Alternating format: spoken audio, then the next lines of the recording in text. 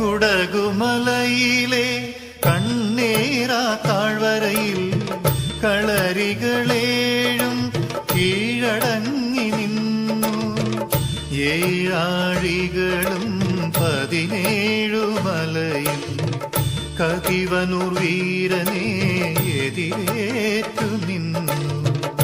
ഏഴിനും നീതേ മണിശങ്കു മുഴങ്ങി വില്ലാളി വീരനെ മാളോരു വണങ്ങി. കതിവനൂർ വീരനെ നോന്തു നോത്തിരുന്നു.